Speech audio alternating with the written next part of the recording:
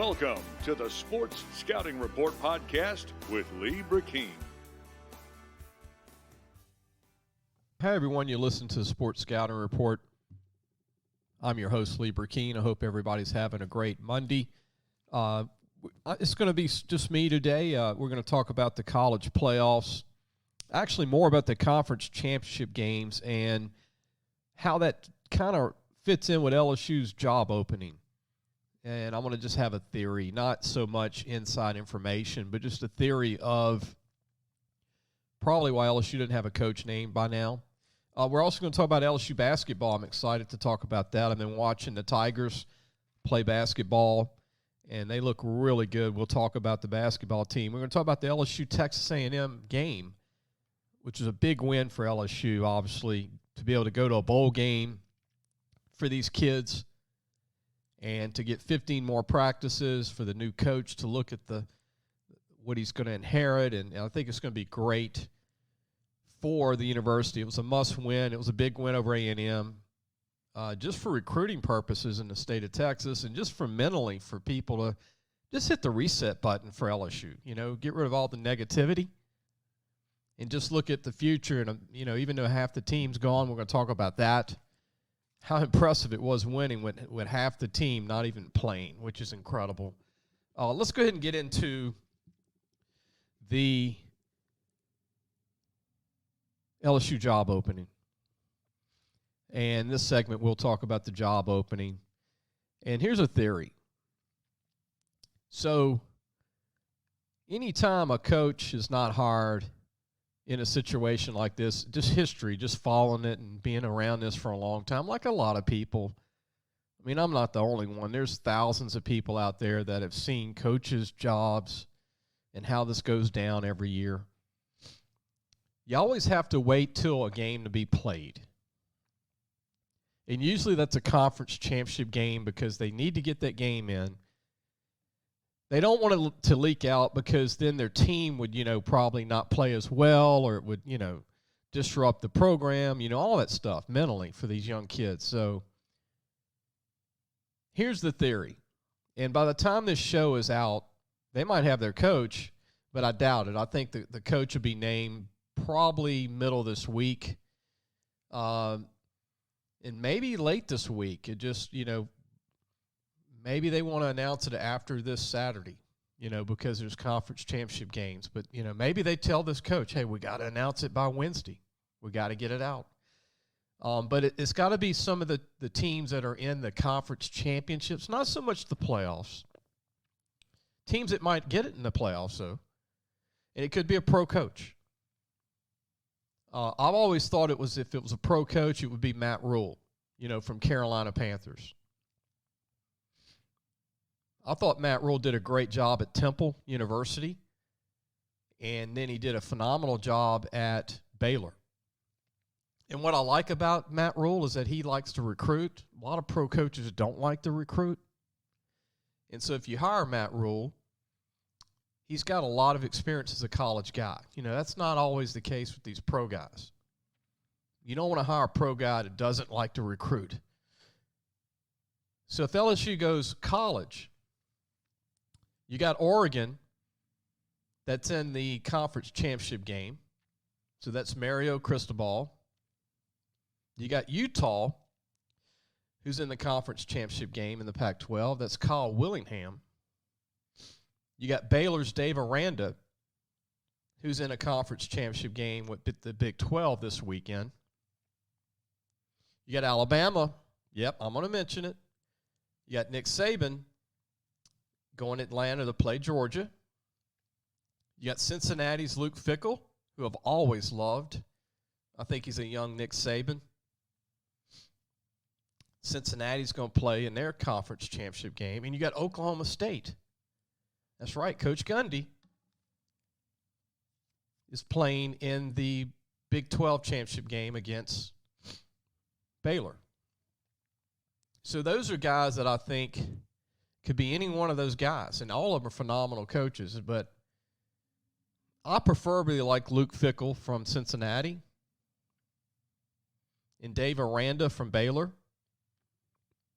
and Kyle Willingham from Utah. Those are my favorite coaches, and for the LSU job. Or Matt Rule for Carolina Panthers. But like I said, sometimes it's these college coaches want to hold off till they play their championship game, and then, if they got to tell their team before a bowl game, they do it. If they got to tell their team before the playoffs, then they'll do it if they have to. But they'd like to get their championship game in. We're going to go ahead and take a break. And when we come back, we're going to talk the LSU Texas A&M game and just kind of recap the game and talk about some key notes. Huge victory for the LSU Tigers over Texas A&M on Saturday. We'll be right back. You're listening to the Sports Scouting Report. I'm your host, Brecheen. We'll be right back. Listen, whatever you're driving right now, Tommy Harvey wants it. Bring it in to Harvey Subaru, Lexus of Shreveport, Bossier City, or John Harvey Toyota. They're paying big bucks for all trades right now. They'll cut you a check right there. Tell them Lee sent you. Welcome back. You listen to the Sports Scouting Report. In this segment, we're going to talk about the LSU Texas A&M football game. We're going to recap the game. Just some interesting notes to go over. This was on the internet. Some people saw this, some people didn't. But Jimbo Fisher has 4 losses on the season for the Texas A&M Aggies. They were ranked number 14 in the country. Our fans might not have realized that. They were ranked 14, which was a big win for the LSU program to go on in the game 5-6. Needing to win to go to a bowl game, LSU. Since 2018, Jimbo Fisher won 8 games in 18. In 19, he won 7 games. In 2020, Jimbo Fisher won 8 games. And in 2021, he's got 8 games with the possibility of 9 games. If there's not a lot of opt-outs, he might not win his bowl game. You know how that goes. That trend's changed a lot for college football. And just to give you a little perspective on the A&M job, before we get into the game, former head coach Kevin Sumlin, in 2012, his first year, won 10 games. 13, he won 8 games. 2014, he won 7 games. In 2015, he won 8 games. He had a 662 winning percentage in 6 years at A&M. He was 51-26, 3-2 in bowl games, and the 2012 SEC Coach of the Year. And he had a Heisman Trophy winner in Johnny Manziel, and he got fired. So, the reason I mentioned Kevin Sumlin, because Jimbo Fisher, in 4 years, has never hit 10 wins like Sumlin, and his record's not any better than Kevin Sumlin's first 4 years. You know where I'm going with that, right? In year 5, it might be one of those things that if he wins only 8 or 9 games again, then he might be let go in year 6, just like Sumlin. Because I think the boosters have about 6 years they'll give you if they give you a huge contract, if you have any success at all. Let's talk about the LSU football team. And I did some notes on this. I did a little bit of, just some notes on the team. LSU won the game 27-24. And I just want to mention this to the people listening. Of all the players that did not play in the game. Now, these are just players that actually were either going to start for LSU this year or opted out or got hurt or for whatever reason did not play. This is the defense players that didn't play. This is going to blow your mind because I think we tend to forget who didn't play. LSU won with a half a team. People can think of Derek Stingley not playing and Eliza Ricks, okay? Those are pretty obvious. In your defensive end, Ollie Gay. But here's the other guys that didn't play. Defensive tackle, Joseph Evans. Defensive end, Mason Smith. Defensive end, Andre Anthony. Strong safety, Sage Ryan. Free safety, Jordan Tolles. Strong, the linebacker, Buck Strong, transferred out. He was also playing prior to, weeks before he left the team. Major Burns, safety. who played a lot, started. He didn't play. Landon Jackson, defensive end out of Texas, did not play. Jarrell Cherry, who's been a key reserve at D-line, did not play. And Jared Small, who was going to start this year at linebacker from Catholic High, out for the year with an injury, did not play. Do you realize how much talent that is that did not play on defense? And on offense, Miles Brennan did not play. Kashawn Butte, John Emery, Coy Moore, who transferred out at receiver, Deion Smith, the receiver from Mississippi that started the first few games, Brian Thomas, Amani Goodwin, the running back from Alabama, Chasen Hines, Charles Turner, and Anthony Bradford, all offensive linemen that started this year, did not play against Texas A&M. Do you realize that LSU might be the only college football team in the country to beat a top 15 team without potentially 15 starters going back to the first game of the season? That just blows my mind. I mean, and look, we're going to take a break, and when we come back, we're going to talk more about LSU and the A&M game. When we come back, I'm going to mention the guys that stuck it out and were able to stay injury-free and that really played their butts off this year. And congratulations to those LSU Tigers. Unbelievable, man. That's a lot of talent not playing and beating the number 15 team in the country, Texas A&M. We're going to be right back. If you need a paint job or repairs to your vehicle, go see Madine's Collision Center located in Baton Rouge, Louisiana on Kincaid Avenue. The number to call is 357-7983. That's 357-7983. Your Baton Rouge Accident Advisors. Welcome back. You listen to the Sports Scouting Report. I'm your host, Lee Brecheen. Our last segment of the show, I'm going to talk about LSU basketball. But right now I want to talk about the players for LSU that really impressed me, and I know all the fans are super impressed on guys that really stuck it out, didn't get hurt, didn't opt out, and really made this a great, a respectable season, not a losing season.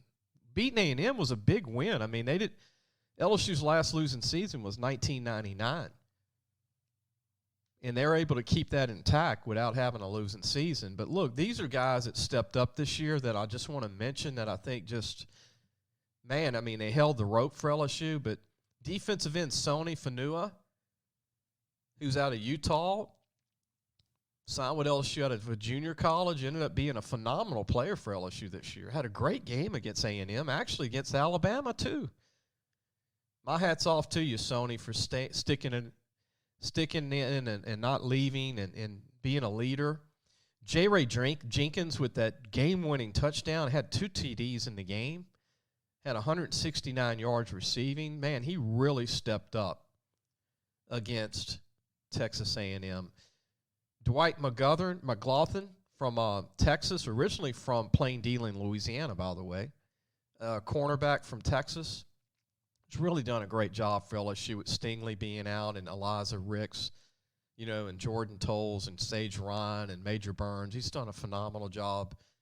And also, speaking of DBs that has really done a phenomenal job, is Darren Evans, a senior, who came over from Nicholls State. He has another year if he wants to come back. I think he's really night and day from his junior year from last year when he came over from Nicholls State. But Darren Evans has really done a phenomenal job out on an island as a corner. Jack Mashburn, man, what can you say about former walk-on Jack Mashburn from St. Paul's High School? Was a quarterback in high school. Watched Jack play at quarterback at St. Paul's. Played receiver at St. Paul's, too, at the end. Man, he's done a phenomenal job blocking for LSU. Marlon Martinez on the O-line has done a phenomenal job. Marcus Dumerville, another O-lineman. They were teammates at St. Thomas Aquinas in Fort Lauderdale, Florida. I thought Garrett Dillinger's done a great job for LSU. He's playing out of position. He's playing tackle. He's a guard, but he's a true freshman out of Michigan. Cameron Lewis has really been lights out at safety for LSU, a senior from Waspin High School. Micah Bakersfield is phenomenal this year as a linebacker from Evangel Christian. And finally, the guy Damon Clark has had one of the best years I've ever seen from a linebacker. He's played out of his mind. 136 tackles, leads the nation in tackles for a linebacker, and maybe anybody right now. Has, I think, 5.5 sacks, something like that. Had 2 sacks on the final drive against A&M. He's just playing out of his mind. I think he deserves the Buckus Award. I really do. They usually give that to a team that's in the national championship game or in the playoffs, which I think they should give it to the best linebacker.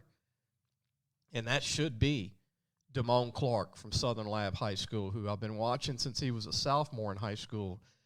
Damon, man, just high five to you. What a phenomenal season. It's just great to see a guy blossom his senior year and everything come together. And he took so much criticism his junior year about how he was, didn't know this or that, even the beginning of the year. And I just thought you can't give up on kids. Sometimes it takes 2 or 3 years for it to all come together, and it did. Same thing happened to Deion Jones when he was here from Jesuit. He wasn't an All-American his first 2 years. It took some time, even with Kendall Beckwith. Remember Kendall Beckwith from East Feliciana? It took him his final 2 years for everything to come together, and he was a great linebacker, but not like this. Damon Clark is going to be I think he's going to be a first-round pick in the NFL draft. I think he's going to be it's linebacker now, man, with Devin White in the NFL and Kevin Minner and all the linebackers from LSU that are in the NFL. Alexander with the Saints. I can go on and on with the linebackers. Duke Riley with the Miami Dolphins from LSU. There's a bunch in the NFL from LSU at linebacker. We're going to take a break, and we come back.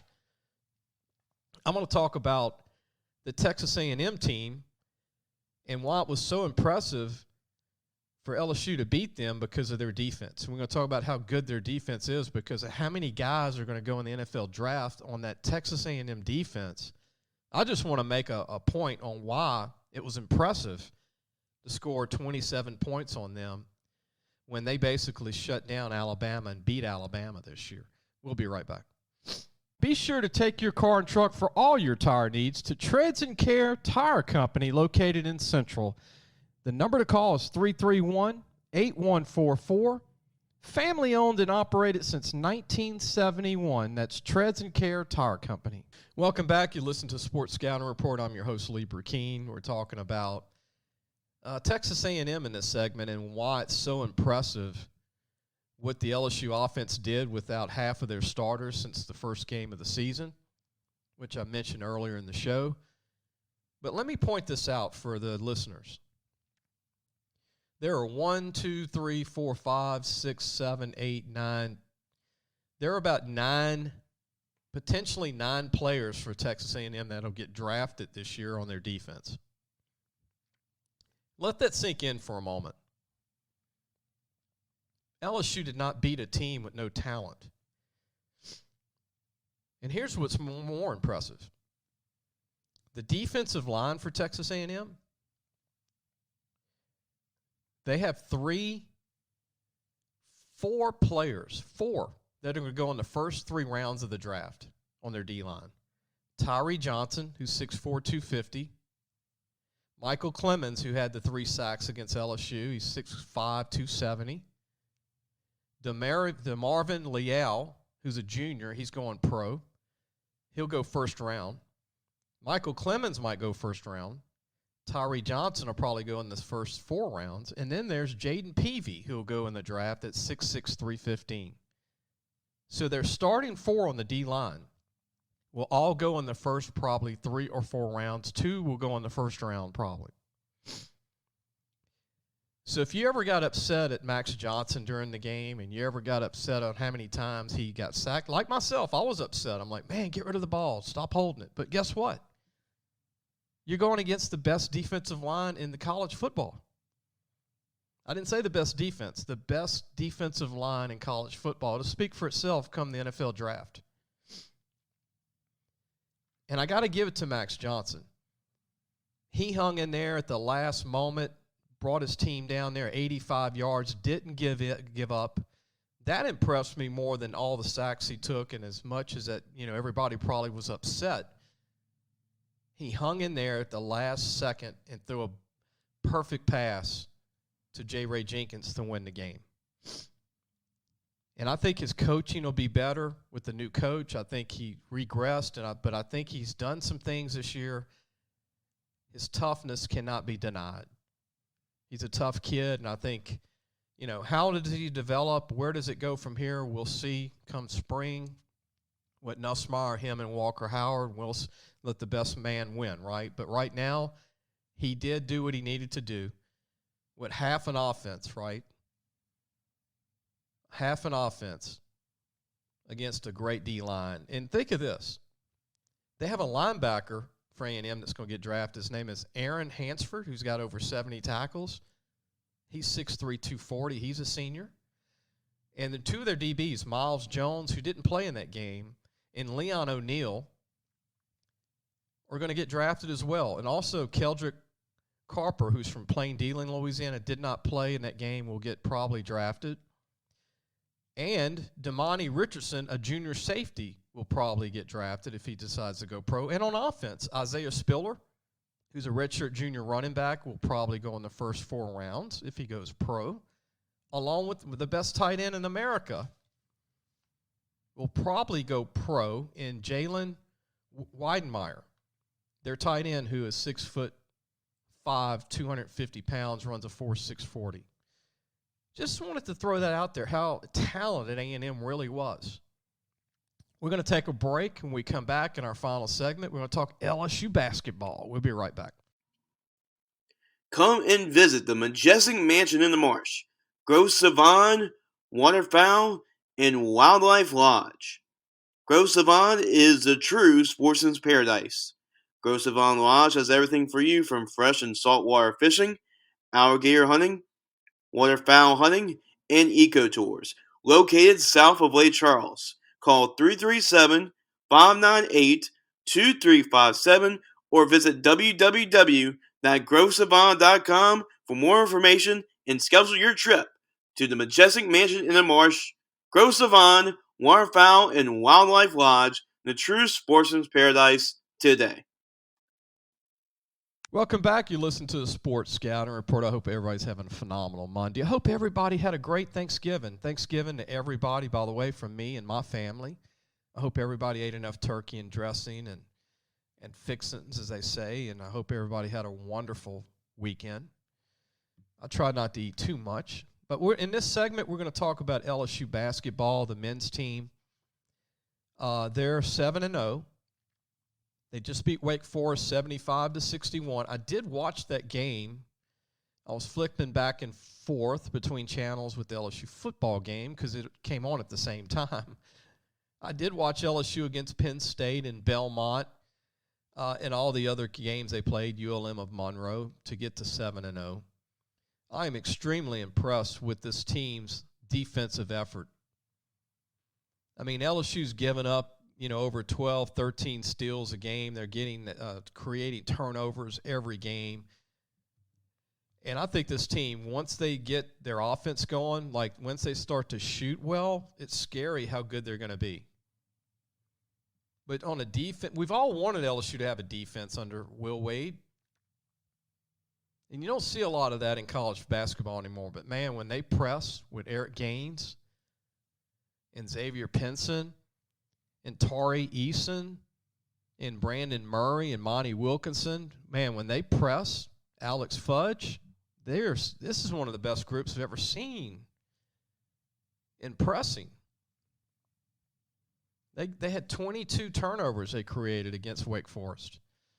And I'm going to tell you something. Tari Eason is the real deal. That guy is 6'8", 215 pounds. Transfer from Cincinnati. I don't know where he'll go in a draft, if he would even get drafted. But, man, he looks phenomenal to me, driving to the basket. He could shoot. And he plays D. I mean, Tari Eason is one of the best forwards in the SEC. And then your center, Efton Reed, who's 6'11", has a smooth shot. He doesn't really ever take a lot of bad shots. And he's got such a great game. He's a good shot blocker. When that gets better, man, he's going to be dominant. And you got Darius Days, who's trying to develop a game back to the basket. He's starting to improve on that, besides shooting threes. And Alex Fudge, the 6'8" freshman from Jacksonville, Florida, man, this guy is just he's a phenomenal athlete. He was 11 points off the bench this past game with 2 rebounds, 11 points, a lot of dunks. Xavier Penson's been a heck of a point guard from Missouri, the transfer. Handling the ball, driving to the basket, passing the ball. He's done a smooth job. And Eric Gaines, man, that guy brings so much energy to LSU. When Eric Gaines comes in, he just disrupts everything. Brandon Murray, he's becoming a really good three-point shooter and actually a good, tough guy at 2 guard.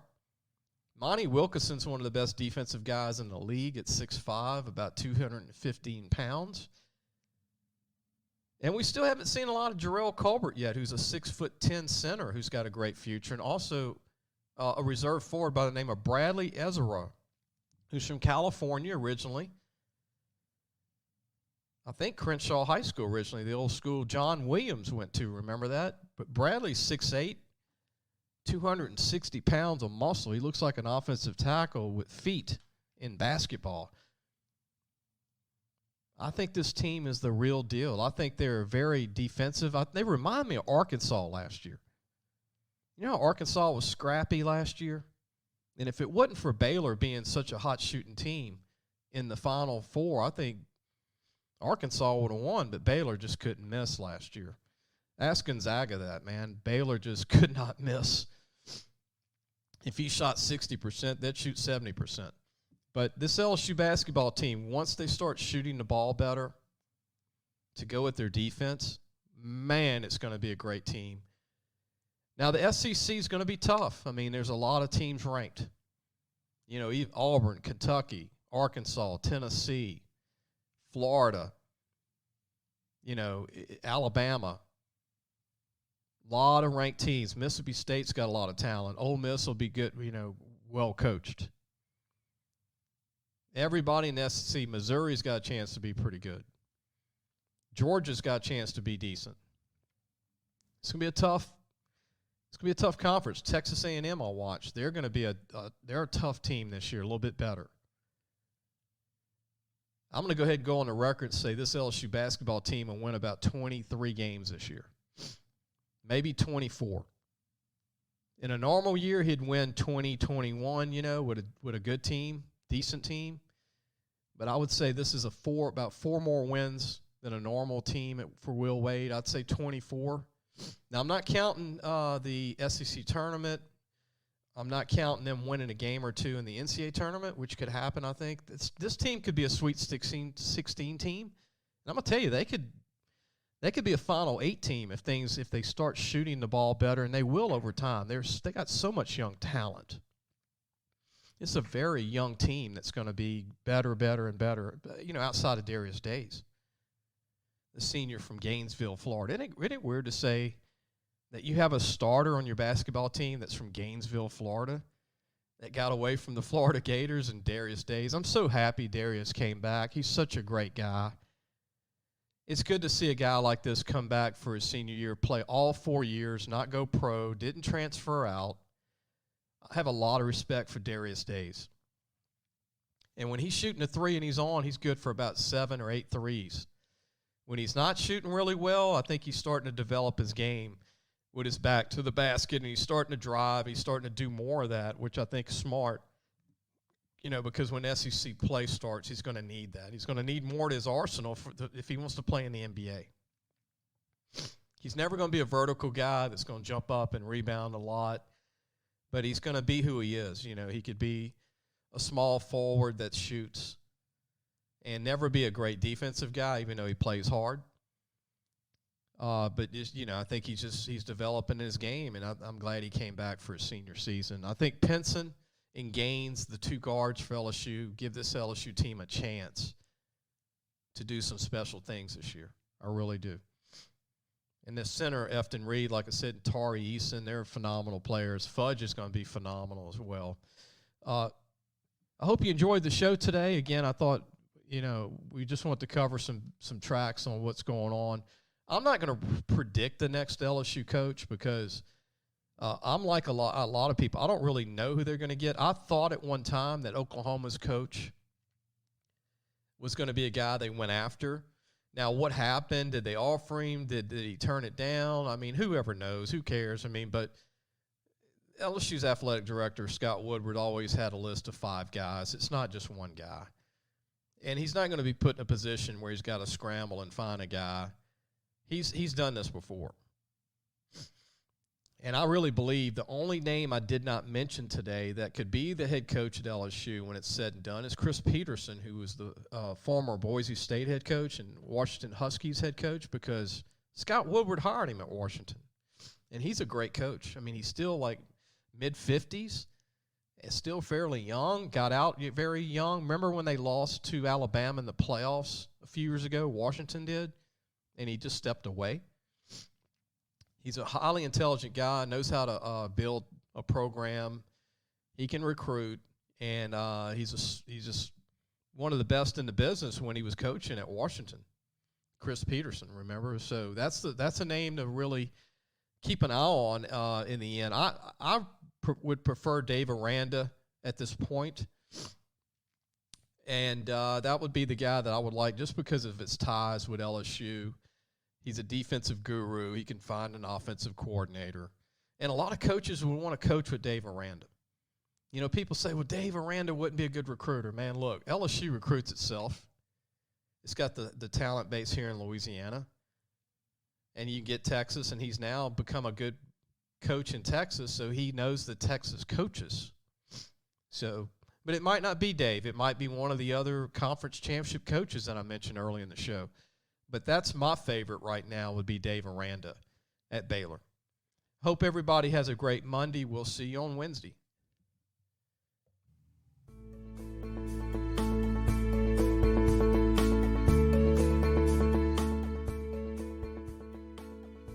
Thanks for listening to the Sports Scouting Report podcast with Brecheen.